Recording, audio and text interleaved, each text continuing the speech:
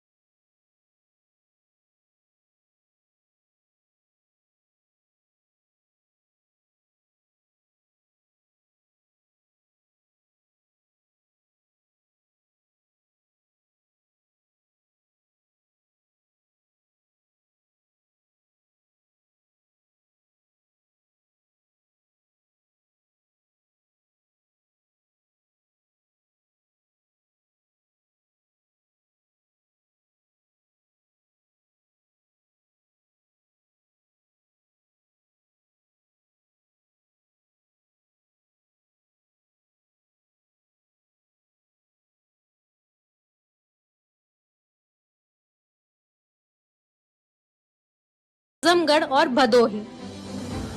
आज यहां महाप्रभु जगन्नाथ की धरती पर हूं। आपके आशीर्वाद लेने के लिए आया हूं। लोकसभा चुनाव के अगले पड़ाव में पीएम मोदी अयोध्या के बाद सोमवार को ओडिशा और आंध्र प्रदेश के दौरे पर पहुंचे। पीएम के पास आस्था का साथ था। पीएम ने बीजेपी उम्मीदवारों के लिए रैली की, विपक्ष पर निशाना भी साधा। साथ ही लोकतंत्र के त्योहार में लोगों के एक वोट की कीमत को भी बताया। ये आपको मालूम है ये भव्य राम मंदिर कैसे बना है? किसने बनाया? किसने बनाया? किसने बनाया? किसने बनाया? आपका जवाब गलत है। ये प्रभु रामलला का भव्य मंदिर मोदी ने नहीं, आपके एक वोट ने बनाया।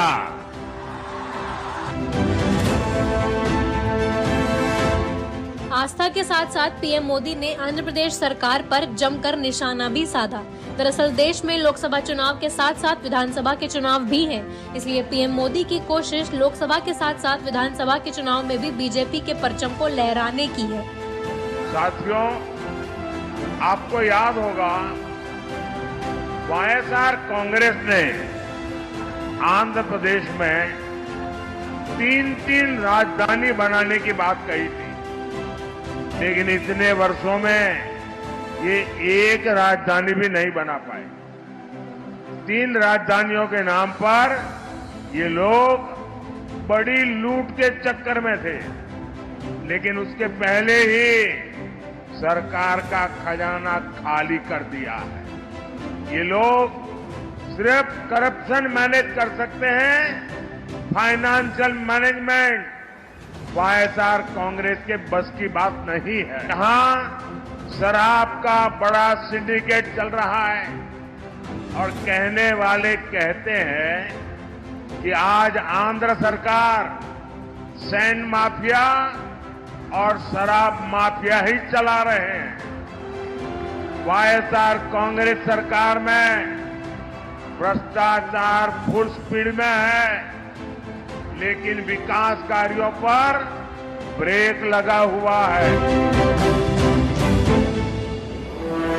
पीएम मोदी ने विपक्ष पर निशाना साधना शुरू किया तो जनता के सामने काले कमाई की वो कहानी भी सुनाई जो सोमवार को झारखंड में जेएमएम सरकार में मंत्री के सचिव के नौकर के घर पर हुआ है।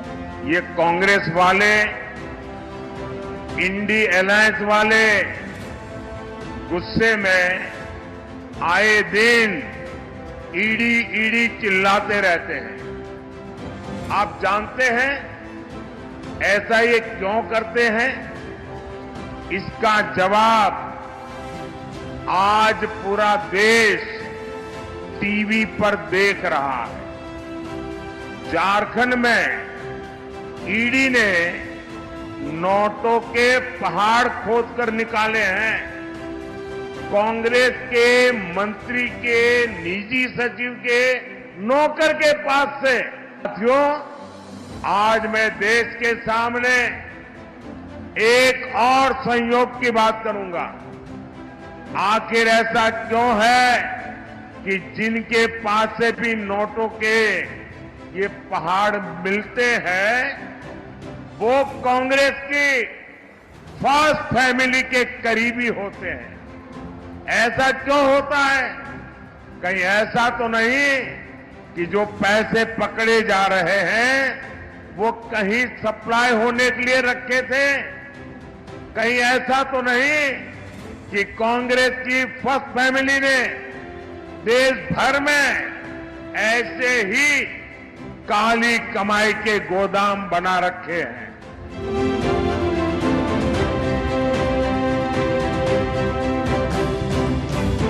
पीएम मोदी लोकसभा चुनाव को लेकर विपक्ष पर हमलावार हैं। इस चुनाव में पीएम को विपक्ष पर हमला बोलने का मौका भी भरपूर मिल रहा है।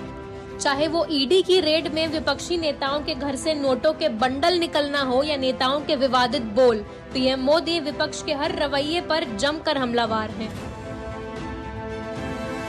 साथियों, इस चुनाव में एक और कांग्रेस पार्टी है और दूसरी ओर वाईएसआर कांग्रेस है।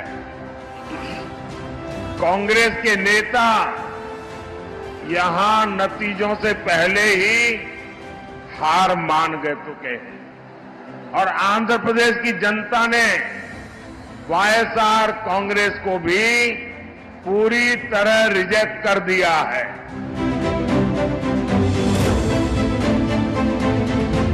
पीएम मोदी की कोशिश देश में बीजेपी को 400 सीटें पार कराने की है। इसलिए पीएम मोदी जनता के सामने विपक्ष पर हमलावार हैं और इससे विपक्ष भी बैकफुट पर है। चाहे वो यूपी हो या दक्षिण भारत का कोई राज्य, पीएम के निशाने पर बस विपक्षी दल और उसके कारनामे ही है। अब इसका चुनाव में क्या फर्क पड़ेगा ये तो वक्त ही बताएगा।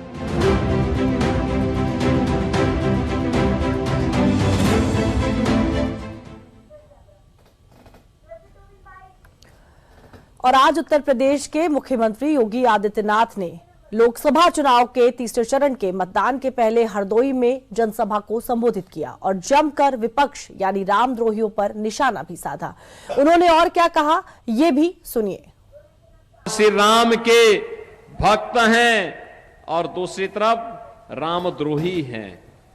आज आपने देखा होगा कांग्रेस ने अपने एक प्रवक्ता के खिलाफ इसलिए कार्रवाई कर दी क्योंकि उनकी प्रवक्ता अयोध्या में रामलला का दर्शन करने के लिए गई थी। अब आप सोचो, इन कांग्रेसियों की मति मारी गई है। भगवान का विरोध कर रहे हैं, भगवान का विरोध कर रहे हैं। और यही तो मैं कहने के लिए आया हूं, एक तरफ राम की सत्ता पर, ईश्वरीय सत्ता पर विश्वास करने वाली भारतीय जनता पार्टी और सहयोगी दल है, और दूसरी तरफ राम का द्रोह करने वाले, राम के द्रोह करने वाले की दुर्गति हमेशा तय है। और लोग पूछते हैं कि मोदी सरकार क्यों?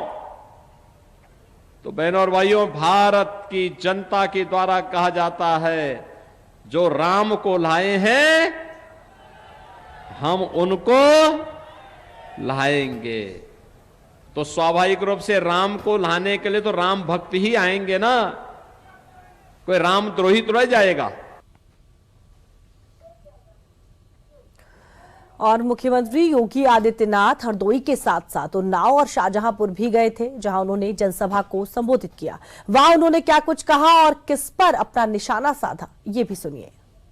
आपसे मेरी विनम्र अपील होगी, इस दौरान आप स्वयं मोदी जी का प्रतिनिधि बनिए, स्वयं साक्षी जी बन जाइए, स्वयं आशुतोष शुक्ला बन जाइए, घर घर जाइए, घर घर जाइए, मतदाताओं को बोलिए। ये विकसित भारत की संकल्पना को आगे बढ़ाने का चुनाव है, आत्मनिर्भर भारत के चुनाव है। प्रधानमंत्री तो कहते हैं जाति, मत और मजहब नहीं, वो तो कहते हैं सबका साथ और सबका विकास।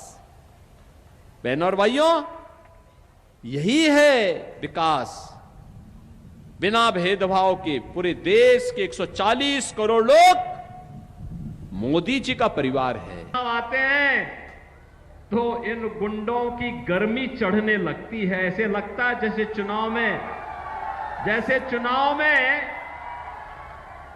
चुनाव आते ही इनको लगने लगता है कि जैसे अब ये लोग फिर से जनता पे अपना कहर ढाने लग जाएंगे। लेकिन इनकी गफलत है, ये चुनाव परिणाम आएंगे, गुंडों की गर्मी भी धीरे धीरे करके अपने आप शांत होती जाएगी।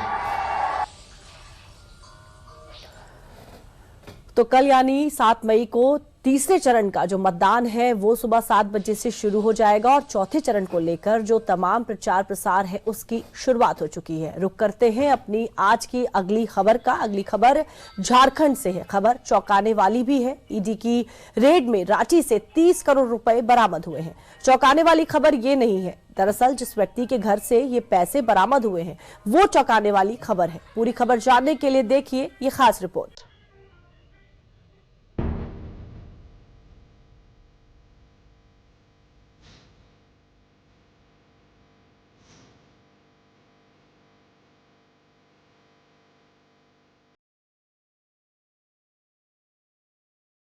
ये नोटों का जखीरा विपक्ष के पेशानी पर वो निशानी है जो उसके भ्रष्टाचार की कहानी को बखूबी बयां कर रहा है।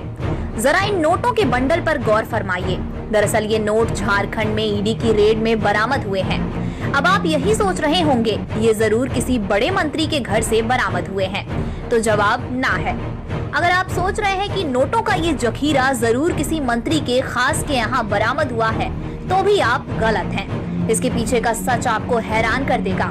दरअसल ये नोटों का ढेर झारखंड सरकार में ग्रामीण विकास मंत्री आलमगीर आलम के निजी सचिव संजीव लाल के नौकर जहांगीर के घर से बरामद हुए। जहांगीर के घर से बरामद रकम की राशि भी 1-2 करोड़ नहीं बल्कि 25 करोड़ है। नोटों की गिनती अभी भी जारी है। नोट इतने की गिनती के लिए मशीन लगानी पड़ी। सोमवार को ईडी ने 9 ठिकानों पर रेड की है। इंजीनियर और नेताओं के घर शामिल हैं। मंत्री आलमगीर आलम पीएस संजीव के नौकर जहांगीर के घर छापा। जहांगीर के घर से लगभग 25 करोड़ बरामद। जहांगीर के करीबी मुन्ना के यहाँ लगभग 3 करोड़ कैश मिला। ईडी छापेमारी में संजीव लाल के नौकर जहांगीर के घर से पैसे बरामद हुए तो झारखंड सरकार में ग्रामीण विकास मंत्री आलमगीर आलम सीधे सवालों के घेरे में आए। जिस संजीव लाल के घर से ये कैश का कुआं बरामद हुआ है वो मंत्री आलमगीर आलम के निजी सचिव हैं। हालांकि जब आलमगीर आलम से सवाल किया गया तो उन्होंने सीधे तौर पर इससे पल्ला झाड़ लिया। संजीव लाल एक सरकारी मुलाजिम है, वो हमारा पीएस है और हम लोग भी जब भी पीएसयूएस सिलेक्शन करते हैं तो अनुभव के आधार पर करते हैं। इसके पहले भी 2 मंत्री का पीएस रह चुके थे। अब हम लाए हैं, सरकारी मुलाजिम है। टीवी में आप लोग जो देख रहे हैं हम लोग वही देख रहे हैं। अब ईडी का क्या निष्कर्ष आएगा बाद में बताया जाएगा। मंत्री आलमगीर आलम इस मुद्दे से भले ही अपना पल्ला झाड़ रहे हैं, लेकिन अब वो बीजेपी के निशाने पर आ गए हैं। चुनाव का दौर है और मामला संगीन भी है। ऐसे में बीजेपी भी ऐसे किसी मौके को भुनाने में पीछे नहीं रहना चाहती। गृह मंत्री अमित शाह बंगाल में चुनावी सभा कर रहे थे, जहां से उन्होंने इस मुद्दे को उठाया।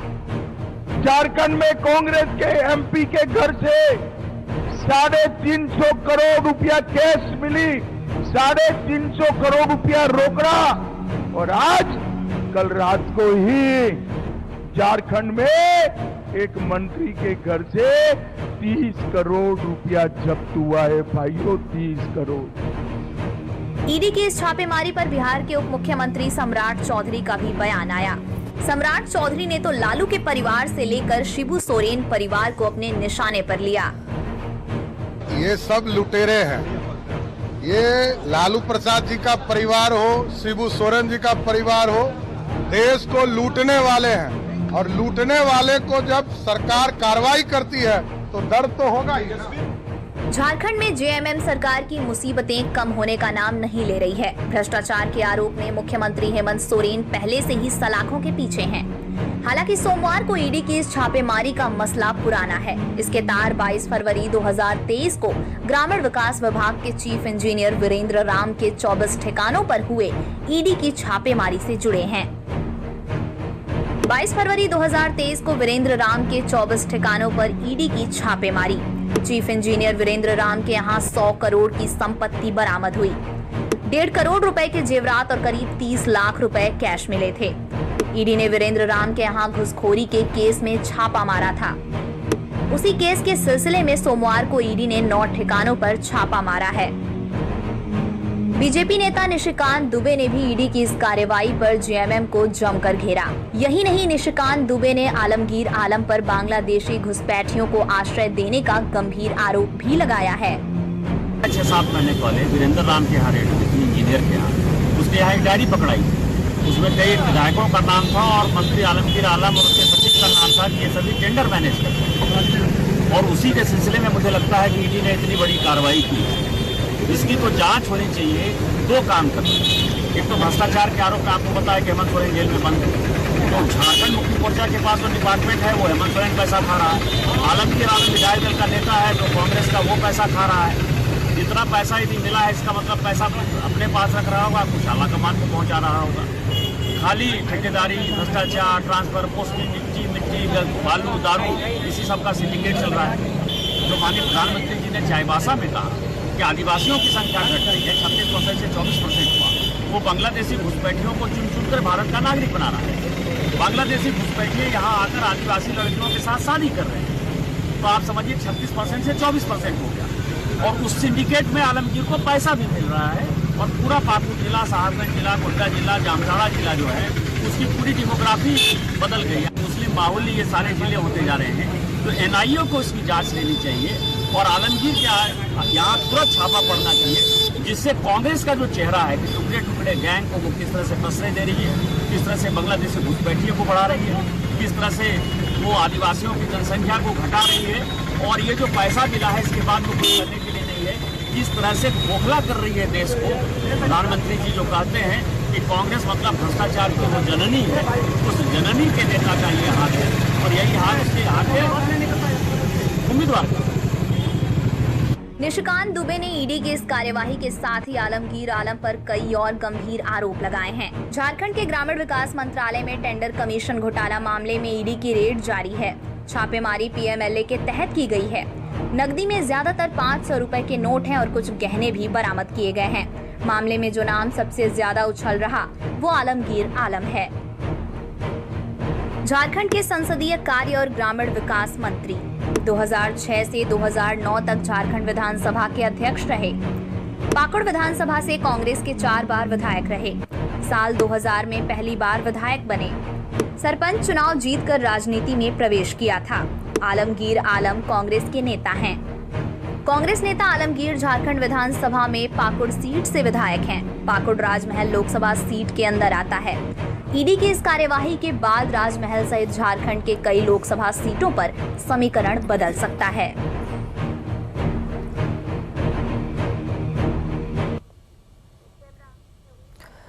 और यूपी की सियासत में सपा और बसपा के बीच चूहे बिल्ली का खेल जारी है। चुनावी समर में आए दिन बसपा कुछ ऐसे कदम उठाती है कि सपा को झटका लगता है।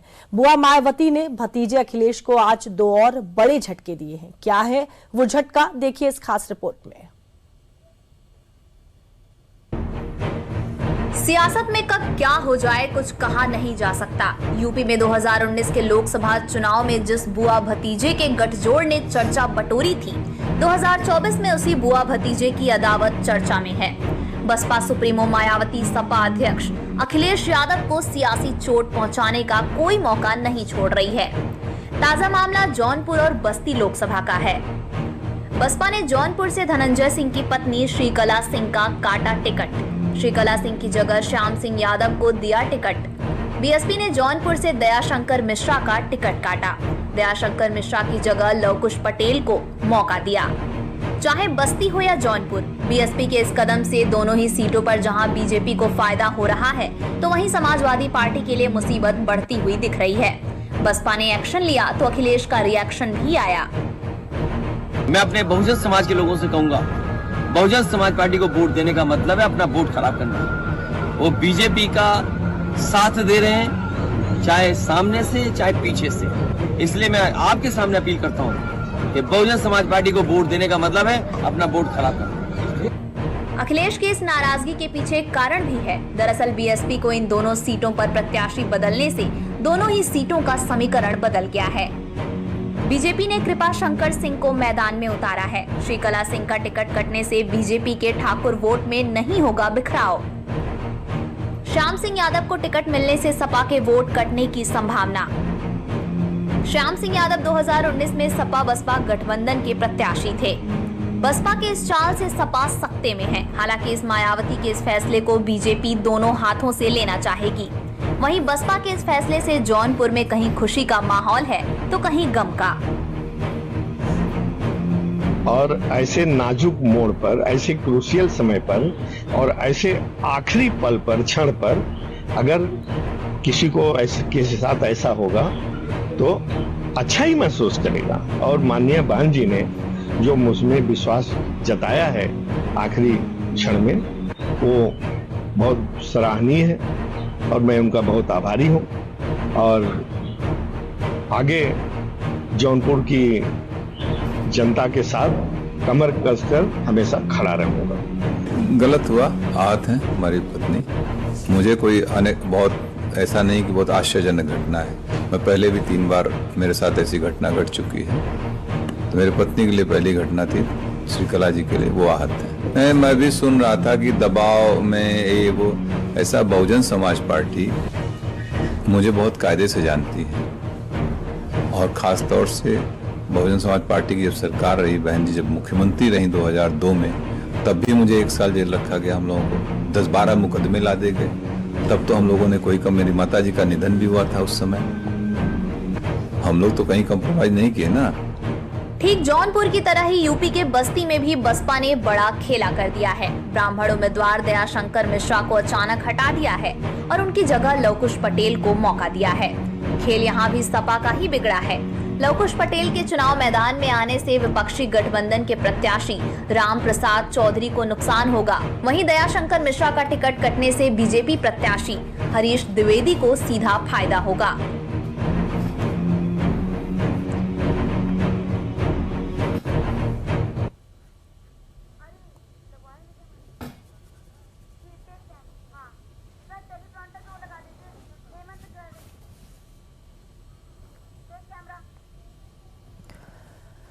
तो यूपी में जो तमाम पार्टियां हैं उनके बीच आरोप प्रत्यारोप का जो सिलसिला है वो लगातार जारी है। जो पार्टियां हैं, जो उम्मीदवार हैं, बार बार जो पासा है वो पलट रहे हैं। तो अपनी अगली खबर का रुख कर लेते हैं।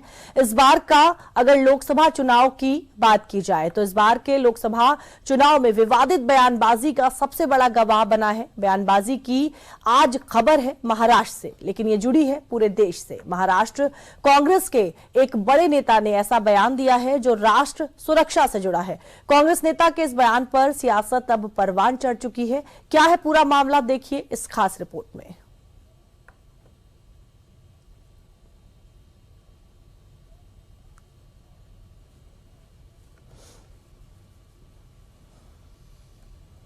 तर ती गोळी एका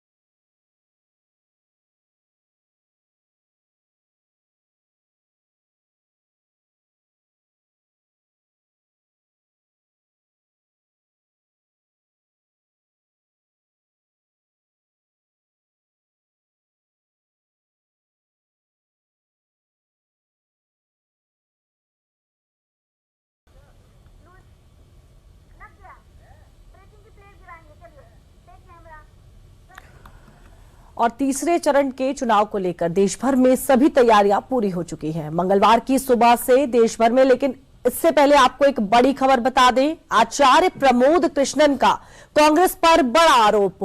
राम मंदिर का फैसला पलटना चाहते हैं राहुल। प्रमोद कृष्णन का एक बड़ा बयान राम मंदिर को लेकर। राम मंदिर का फैसला पलटना चाहते हैं। राम मंदिर का फैसला आने के बाद राहुल ने की बैठक। प्रमोद कृष्णन ने बताया एक बड़ा बयान प्रमोद कृष्णन का। राहुल ने कहा सत्ता में आने पर राम मंदिर का फैसला पलट देंगे। बड़ी खबर आपको बता दें इस समय की, और क्या कुछ इसको लेकर कहा एक बार आपको सुनाते हैं। 32 साल से भी ज्यादा समय मेरा बीता है। जब राम मंदिर का फैसला आया, राम मंदिर बनना शुरू हुआ, उसके बाद राहुल गांधी जी ने अपने नजदीकी लोगों की एक बैठक में अमेरिका के रहने वाले अपने एक शुभचिंतक के कहने पर, इशारे पर, सलाह पर यह बात कही थी कि अगर हमारी सरकार बनती है तो हम सुपर पावर कमीशन बना करके राम मंदिर के फैसले को पलट देंगे। उन्होंने यह भी कहा था जिस तरह शाहबानों का फैसला राजीव गांधी जी ने पलटा था, 3 तलाक के मुद्दे।